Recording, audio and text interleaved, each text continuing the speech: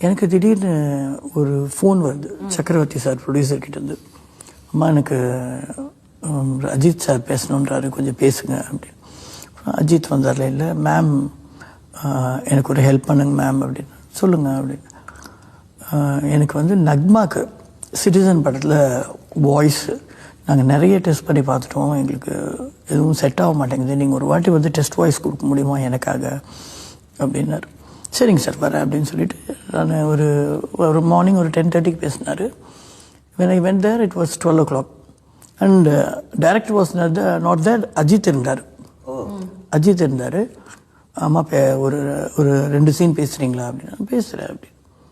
அப்புறம் 2 சீன் கொஞ்சம் என்னோட பேஸ் வாய்ஸ்லேயே பேச வச்சுட்டு அம்மா நாங்கள் ஈவினிங் உங்களை காண்டாக்ட் பண்ணுறோம்னு நான் கிளம்பி வந்துட்டேன். அப்புறம் ஈவினிங் மறுபடியும் சக்கரவர்த்தி சார் அம்மா உங்கள் வாய்ஸ் தான் நல்லா இருக்குன்றாரு, டைரக்டரும் சொல்கிறாரு, ஹீரோக்கும் ரொம்ப பிடிச்சது, நீங்களே கொஞ்சம் பேசி கொடுங்கன்னு சொல்லி எங்களுக்காக நக்மாவை இப்போ கூட்டிட்டு வர முடியும். ஆக்சுவலி அந்த ஒரு டயலாக் இருக்கும்ல, அந்த மேப்பை அவங்க பார்த்ததும் அத்திப்பட்டிங்கிற ஊரே காணாம போயிருக்கா, அந்த மாதிரி அந்த பேர் என்னமோ இருக்குமே, நாயர் சொல்லுவாங்க. நாயர் என்னாச்சு, அத்திப்பட்டுன்ற கிராமமே இங்கே இல்லை, something is happening Nair, something is happening, go என்னன்னு ஃபைண்ட் அவுட் பண்ணுங்க, அங்கே போங்க இங்கே போங்க அப்படின்ற மாதிரி. பட் அங்கே நக்மா எப்படின்னா நம்மள மாதிரி ஓப்பனாக ஷி டிட்ன்ட் டாக்.